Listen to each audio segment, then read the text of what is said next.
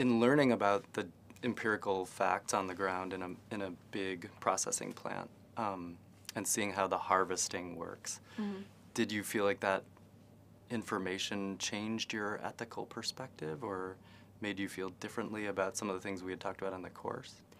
I think that, and this might be kind of surprising almost, but it's made me more okay almost with the slaughtering process, because I realized how quick it was and how efficient, and obviously in a perfect world, we wouldn't really be killing animals at all, but I feel like if we're gonna have meat eaters, which we are, this might be the most humane way to kill our livestock, because from start to finish, it's so quick, and it almost kind of was a relief to see the process, even though it was hard to watch, just to see that a cow doesn't actually suffer a whole heck of a lot, you know?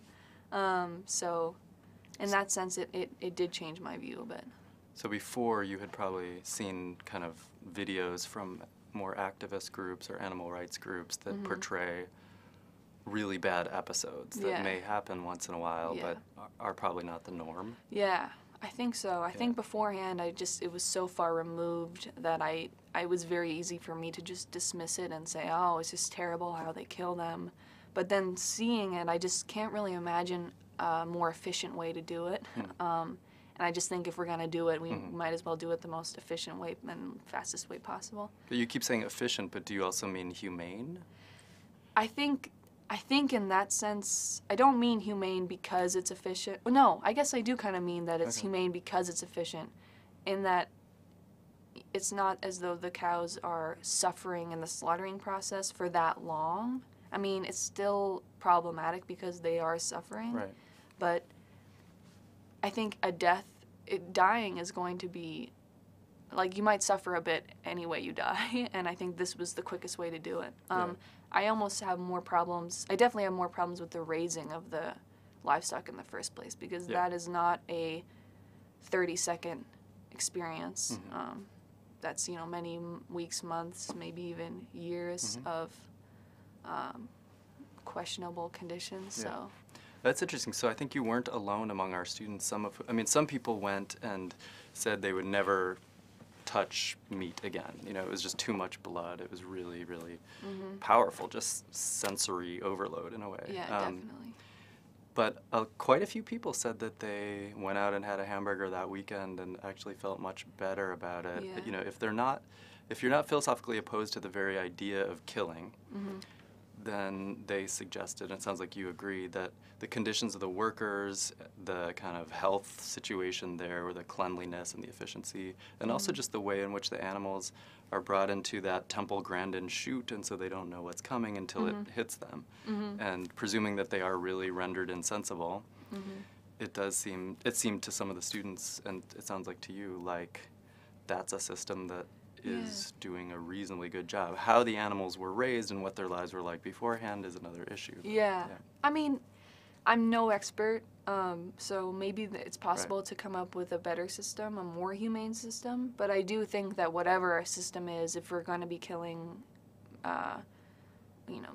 massive numbers of animals every day, it's most humane to figure out a way that is quickest and as the least painful possible. And I feel like the bolt gun, it seemed like it worked pretty well. And I didn't eat meat during the course because it was sort of hard to see that and then go eat a hamburger. So in that sense, I wasn't quite on the extreme side of that. But eventually, now I do eat meat again, and not so much, but I do kind of feel like it might be the best way to do it. Yeah. Would you be willing to talk about why the change and whether there was a kind of philosophical The change component? back to meat eating?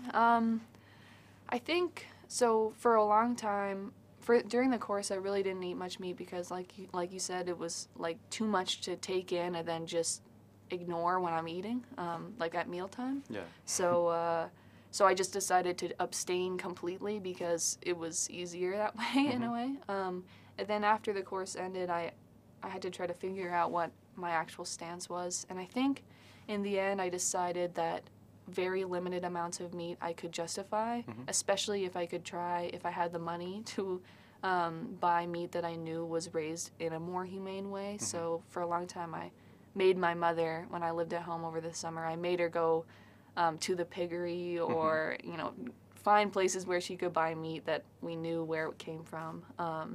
So you're from Ithaca, right? I'm from So, Ithaca, yeah. yes. I'm from Ithaca. We went to the piggery and talked to the owners there. Yeah, I'm from Ithaca, and I really hadn't had much, I really hadn't gone to the piggery before, so, and I really like it. I think it's a great place. So in that way I have changed since then. It's hard to maintain that because it is more expensive, and I'm living at Cornell now, so on campus, so it's just harder to sort of maintain that. But I do think the course has made me, I haven't forgotten what I learned. It was more just like, now it's kind of a basis for moving forward, I guess. And what do you think when Joe Regenstein pounds the table and says, if you're out there paying much more for this kind of so-called sustainable, organic, happy meat, you're actually using more resources and paying, it's not better for you really, it's just a salve to your conscience, and you're taking resources away from the global poor in some indirect fashion. I think that I'm persuaded by his argument on the one hand because,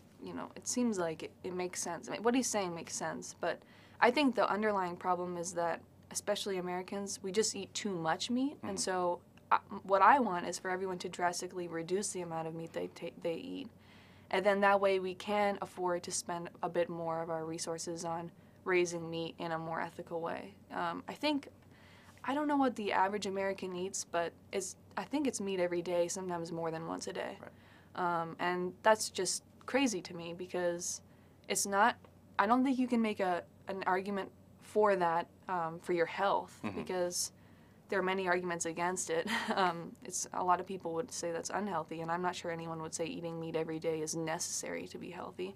But I can see why people would argue that eating some meat can be healthy, and so I just think that we need to sort of make a compromise and allow people to eat their meat, but try to really reduce the intake. Yeah.